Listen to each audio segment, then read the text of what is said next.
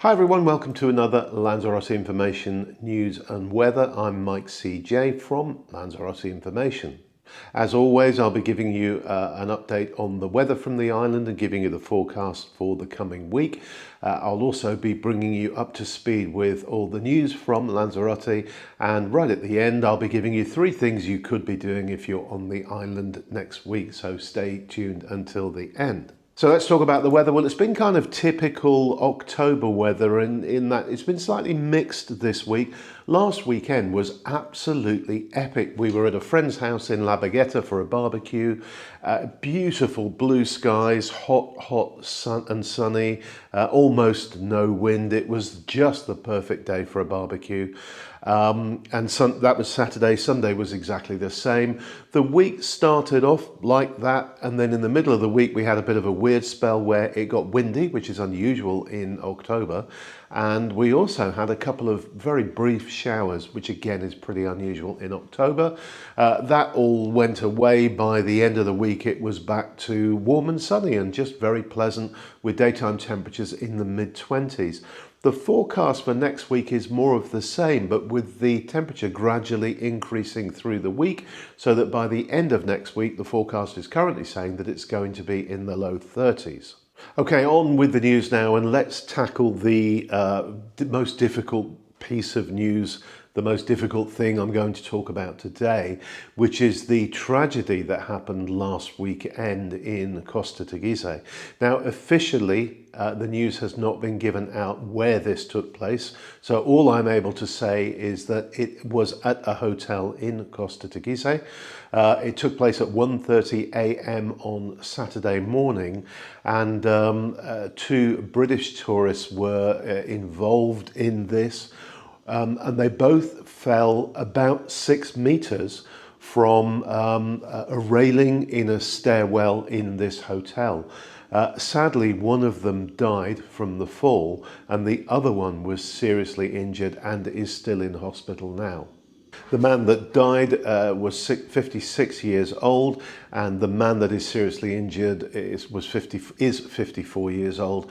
They are both British tourists, and our thoughts are with their friends and families. There's more to come on this, obviously, and the cause of the accident, if that's the right word, is being investigated by the police. And as soon as we've got more information, we will share it with you. Now, while we're covering bad news or difficult news, we also had a terrible situation last weekend on the small beach. We've always called it the hidden beach in Orsala in the north of the island. And a 60-year-old German man died on that beach. He drowned last weekend. It is well known as one of those beaches that does have the occasional undertow, difficult currents, the occasional rip current as well. It isn't thought that he was affected by any of those. He was 60 years old. A couple of youngsters who were on the beach realised he was in trouble. We don't think it was caused by any kind of riptide or anything like that. It seems that he may have just had a heart issue while swimming off that beach. They brought him ashore, they gave him CPR. There was a nurse who happened to be on the beach as well who gave him CPR until the emergency services arrived and took over, but sadly they couldn't bring him back either. So a couple of difficult situations for tourists took place last weekend. So thoughts with all of their families and friends right now. So let's move on with some other news and some hopefully better news coming up over the next 15 minutes or so. The first in the other news is that more than 1/3 of island residents are now foreigners. And the figure is actually 34% of the island's population is foreign. That's 57,592 out of a total population of 167,341. So it's really an astonishing fact that 1/3 of the island are foreigners.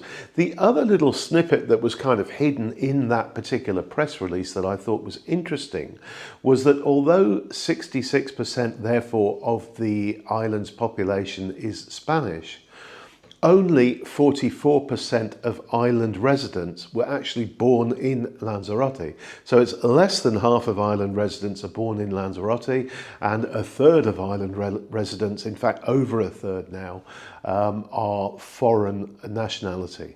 Next up, the LZ1, which is the main road that travels from Tahiti to Orsala in the north of the island. It's kind of the main highway to the north, is being resurfaced over the next few months. A project has been awarded already, which is resurfacing it in 3 sections. And there are 3 sections of it. It's been there since about 2004 from memory, when it was built bypassing the towns of Guatiza and Mala. And there are 3 sections that are pretty rough, so hopefully those are the ones being taken care of. And this particular project has a budget of €460,000 and will include new signage and should be completed over the winter. Now, next up, and this is quite an interesting story for those of you who visit Costa Teguise regularly, there is a little section in Costa Teguise where how can I say this? Well, I'll put it straight, where you can get some pretty nasty smells, and this is on the promenade as you walk from Playa Bastian towards the town. There's just a section there that I've cycled through it often or walked through it often, and you do get this sort of rather unpleasant smell from there. There's obviously something wrong with the sewage system. There is a small pumping station there. Well, the good news is that there is a new project has been awarded for €2 million to a company called the Compañía General de Construcciones Abaldo. I haven't heard of them before, but presumably they're experts in this sort of thing. And they will be installing 2 brand new sewage pumping stations into Costa Teguise, which should take that smell away and also make it impossible for any spillages into the ocean of sewage type matter. They'll be pumping the sewage out of the resort and to one of the main sewage farms in Arrecife. That project should take about 20 months, and I gather it's going to actually start imminently. Next, the Canarian government has issued sanctions against 44 property owners in the islands for installing what they describe as prefabricated homes onto rustic land. Land that isn't classified as urban and therefore can't have buildings put onto it. Now, the Minister of Territorial Housing said this type of housing does not exempt it from compliance with urban, environmental or territorial regulations, and he stressed that the requirements for prefabricated buildings are the same as they are for traditional housing, and that means that they can only be built on urban land and with the corresponding licenses. Now, of these 44 cases across the islands, 5 apparently are in Lanzarote. What do they mean by prefabricated homes? Well, I gather that includes container homes, shed-style homes and yurt-style homes as well. So those cannot be placed onto rustic land at all, and if they are going to be placed onto urban land, they require the necessary permissions as though you were putting any other kind of building on there, apparently. The fines are quite big for this. They range from €6,000 to €600,000. So it'll be interesting to find out who these 5 property owners in Lanzarote are once these sanctioning files have been opened. Next up, is quite interesting that Lanzarote is now in the top 10 of Christmas decorations for Spanish tourists. So these are obviously tourists from the mainland of Spain looking for places to go to over the Christmas period. And this is all part of a survey conducted by the search engine Kayak. And Lanzarote is in 9th place out of the top 10 destinations for Spanish tourists at Christmas. The top 3 are New York, Tenerife and London. Now, I was staggered when I heard this and I saw the press release about this. IKEA, or as we call it here, IKEA, are 20 years old in Lanzarote. Now, I really remember them arriving on the island and how it really changed the interiors of all our homes on the island, because up until their arrival, we kind of all had the same canary and pine, slightly orangish furniture, and suddenly when IKEA arrived, we had interesting, trendy and different stuff, and that encouraged a lot of other shops on the island to start stocking different things as well. But if you'd have asked me, I'd have said it was 10 years ago. It's actually 20 years ago, and they're celebrating their 20th anniversary between now and the end of the year, with all kinds of events going on at the store in Arrecife, as well as some special promotions. Now, those of you who know the island well will know that we have a ban on billboard advertising here, and it's one of the things that makes this island unique and very special, is that when you're driving down the road, you don't suddenly come across miles and miles of billboards as you do, for example, in Gran Canaria or in a lot of places on the mainland. And that is largely as a result of work done by Cesar Manrique in the 1960s and 1970s, where he persuaded the politicians at the time to create an ordinance that banned billboard advertising anywhere on the island. The only exemption to that is during political election seasons, and for a very short period while elections are going on, temporary billboards are allowed to be erected. So why am I talking about this now? Well, a couple of billboards have gone up at the airport, one advertising little supermarkets on the island, and the other advertising Milano, who are a furniture company based on the island. And the Fundación Cesar Manrique has denounced AENA, the airport's authority, for these, and has asked for them to be removed as soon as possible.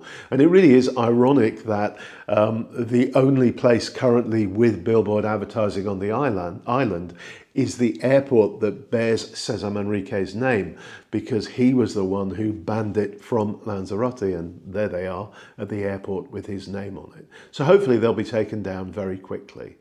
And finally in the news today, the housing minister of the Canary Islands government, whose name is Pablo Rodriguez, has been visiting the EU this week, and he's asked the EU if they can find a way for the Canary Islands to limit the sale of properties, or stop the sale of properties, to non-residents of the Canary Islands. So just to be clear on that, what he is seeking to do is to find a way that people who are not resident in Lanzarote, Tenerife, Gran Canaria or whatever can buy a property on those islands. And he's seeking to do this, he says, because he believes that it will help solve the housing problem that we have on the island. And he's seeking to stop foreign investors from buying properties here and then just, using them as a source of income by renting them out to holidaymakers. The reason he's visiting the EU to do this is because under EU law, it's impossible for Spain to stop EU residents buying properties on Spanish territory, as it is with any EU member state. So if you're a citizen of, let's say France, you are currently legally able under European law to buy a property anywhere in the European Union. It would be relatively easy for Spain to ban non-EU residents buying properties here, but it is currently impossible for them to stop EU residents from buying property here in the Canary Islands. Now, if you want my view on this, I actually think Pablo is barking up the wrong tree, because I really don't think the issue is the vast majority of people who perhaps have been visiting the island for years and years and want to buy a holiday home to enjoy in their retirement. Those one-off sales aren't the issue. I think the bigger issue we have here in the Canaries at the moment is the investors who are buying multiple properties, in some cases 12, 15, 20 properties, which they are, and they're not based on the islands, they're just buying them from wherever they live. Purely as an investment vehicle to make money, and they're using the funds they're generating from one to finance the purchase of the next, and so on and so on. And I would much rather see them try to enact a law that bans multiple property ownership and limit people to one or perhaps at the most two properties that they're investing in purely to make income from. So that's it on the news front this month. This is the last one for a few weeks that I will be doing from Lanzarote. We're off on our travels next week, so I will be doing the news bulletins for you as always every Saturday morning, but it will be from different parts of the world, and I'll tell you where I am while we're doing it. Thank you so much for watching. If you've enjoyed this, you found it useful, please give us a like. If you have a question, put it in the comments below. But stay tuned now, because I'm going to give you 3 things you could be doing if you're on the island next week. Now, the first of those is on Monday, the 3rd of November, and this takes place at the Casa Museo del Campesino. So it's the big house that is part of the Monumento Campesino, and it's an experience called Astronomy and the Wines of Lanzarote, and this event is part of Malvasia Week, which is the week that runs from the 3rd of November to the 9th of November, celebrating all things related to the Malvasia grape. This event is guided by Astronomia Lanzarote and is described as a magical event under the stars to discover the Lanzarote sky, accompanied by wines from the island. It sounds absolutely magical, drinking wine under the stars and having them explained to you. You can see more information on that on the What's On pages on our website, lanzaroteinformation.co.uk. Now, next up, as well as being a Malvasia week, it is actually Fashion Week in Lanzarote next week. And there are also a load of different events taking place relating to fashion. But the one I'm going to draw your attention to takes place on Friday, the 7th of November. And this is at Lanzarote Golf in Tias. So it's the golf course in Tias. And it's going to be a fashion show, basically, featuring designers from the Lanzarote Moda program. And again, you can see all of the details on lanzaroteinformation.co.uk. Click the button called What's On and look for Lanzarote Fashion Week. But this takes place at the golf club, and it is free of charge to enter, so you can go and see the work of the island's best fashion designers. And finally, also on Friday the 7th of November, how about some Cuban food? And this sounds absolutely fantastic. It's an event being put on by a restaurant in Puerto del Carmen, where they are doing Sabores del Planeta. So it's flavors of the planet, but they're starting off on the 7th with the flavors of Cuba. Cuba, the first stop on the journey, begins in the Caribbean. Get ready for tropical aromas, Cuban rhythms and good vibes. And this menu features traditional cuisine from the island of Cuba. It takes place on the 7th, as I said. It starts off at 8 p.m. and it's at the Tamarindos Bistro in Calle Salinas 12 in Puerto del Carmen. Again, you can see all the details on the What's On section of our website. The cost of this one is €45, but obviously that includes all your food for the evening. Well, that's it. Thank you so much for watching once again, as I said before, and we'll be back this time next week from who knows where. I'll let you know. Bye for now, everyone. Bye.